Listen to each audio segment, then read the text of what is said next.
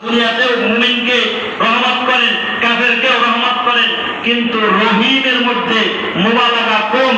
রহিম নামের উসিলায় আল্লাহ পাক রব্বুল আলামিন আখিরাতে দয়া করবেন। রহিম নামের উসিলায় একমাত্র মুমিনদেরকেই দয়া করবেন, আল্লাহর বান্দাদেরকেই দয়া করবেন। কোন কাফেরকে আল্লাহ কিয়ামতের ময়দানে এক চুল পরিমাণে ছাড় দিবেন না।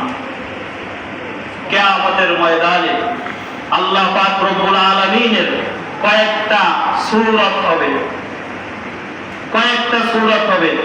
গুসার সিফাত, চালানের সিফাত, রাগের সিফাত হবে, আবার রহমতের সিফাত, নরমের সিফাত, এটাও হবে।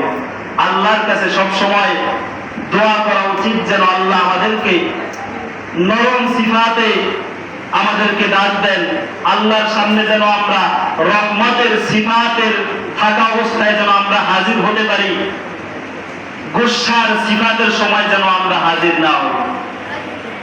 কিয়ামতের ময়দানে হাসর নাসর যেদিন কায়েম হবে, কিয়ামত প্রতিষ্ঠিত হয়ে যাবে, সবাই যখন বেহুশ অবস্থায় থাকবে, সেদিন আল্লাহ পাক রব্বুল আলামিন ডাক দিবেন, লিমানিল মুলকুল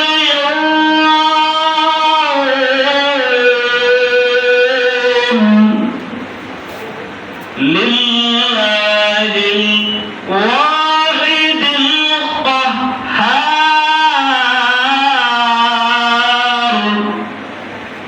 এ দুনিয়ার জালেম, দুনিয়ার বাদশারা, দুনিয়ার জালেমরা আজকে কোথায়?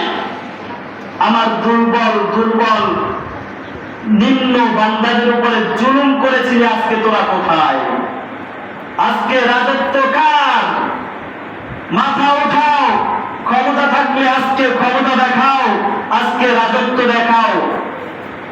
কিয়ামতের ময়দানে কহ্হারিয়তের সিফাত নিয়ে আল্লাহ পাক রব্বুল আলামিন বলবেন, ওয়ান্তাজুল ইয়াউমা আইয়ুহাল মুজরিমুন।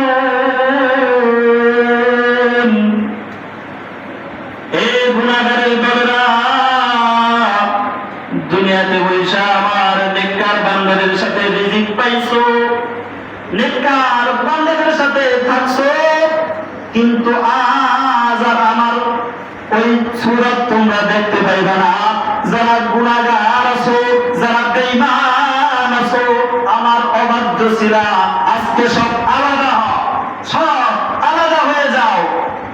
ঈমানদার আলাদা হও, আমার রহমতের ছায়ায় যাও, আর বেঈমানের গোষ্ঠী আলাদা হয়ে যাও।